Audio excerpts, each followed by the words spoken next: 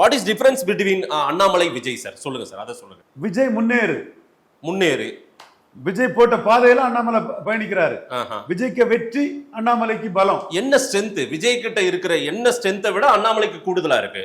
இல்ல என்ன மைனஸா இருக்கு? குறிப்பா இந்த இடத்துக்குள்ள அண்ணாமலைக்கு பாசிட்டிவானா வைக்கிறது, எந்த அதிகாரமும் இல்லாத அண்ணாமலைக்கு 4ஆம் தேதி நடந்த பிறந்தநாள் கொண்டாட்டம் அதிகாரம் இல்லாத விஜய்க்கு நடந்த பிறந்தநாள் கொண்டாட்டத்தை விட ஒரு 3 மடங்கு மேல. நான் இது பொய் சொல்லல. எந்த டேட்டாவை வச்சு சொல்றீங்க?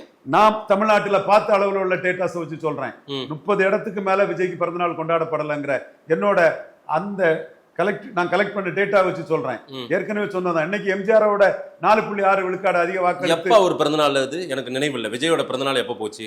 அவர் அதிகாரத்துக்கு வந்த பிறகு பிறந்தநாள் வரலையே. அதிகாரத்துக்கு வந்த பிறந்தநாள் மிகப்பெரிய அளவுல இருக்கும், எம்ஜிஆர் ஜெயலலிதா மாதிரி இருக்கும். ஆமா, இது அதிகாரத்துக்கு இல்லாத போது விஜய்க்கு இருந்த பிறந்த நாளுக்கும் அதிகாரத்துல இல்லாத அண்ணாமலைக்கு நேற்று நடந்த பிறந்த நாளுக்கும் பார்த்தா விஜய் பிறந்த நாளோட 3 மடங்கு தமிழ் மண்ணுக்குள்ள கொண்டாடப்பட்டிருக்கு. அதுக்கு காரணம் விஜய் ஒரு காரணம், விஜய்க்கு வெற்றியும் ஒரு காரணம். எப்படி? அதான் இப்ப சொல்லிட்டு இருக்கானே, நம்ம கூட இருந்த தம்பி நம்ம எப்ப ஆகுறது அப்படி ஒரு தெருவுக்கு 10 பேர் கிளம்பிடுவான்ல மாதேஷ்.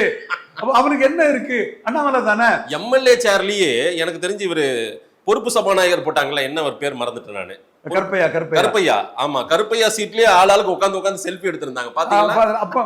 அப்ப இந்த தம்பி எல்லாம் மேல நிக்கிறான், நம்ம எப்படி நிக்கிறதுக்குன்னு தெருவுக்கு 10 பேர் வந்துருவான் மாதேஷ். ஓகே, அதுதான் இது விஜய் பிறந்த நாளோட அண்ணாமலை பிறந்த நாள் 3 மடங்கு சிறப்பா நடக்க காரணம். ஒரு சோதனை முயற்சி இடைத்தேர்தலே கூட அண்ணாமலை ஒரு 5 பேரை சைலண்டா இறக்கி விடலாம்ல, அதெல்லாம் செய்யலாம். வேண்டாம் வேண்டாம் வேண்டாம். ஆனா உள்ளாட்சி தேர்தல மட்டும் இறங்குறேன்றாரு, அதுக்கான பயிற்சி பட்டறை எல்லாம் தொடங்க போறேன்றாரு. கட்சி ஆரம்பிக்காம தானே இறங்குறாரு, அது ஒண்ணும் பிரச்சனை இல்ல. ஓகே, அசம்பிளி எலெக்ஷன் எப்போ வருதோ அது வரை தன்னை சஸ்டைன் பண்ணி கொண்டு போயிட்டு இருக்கணும்.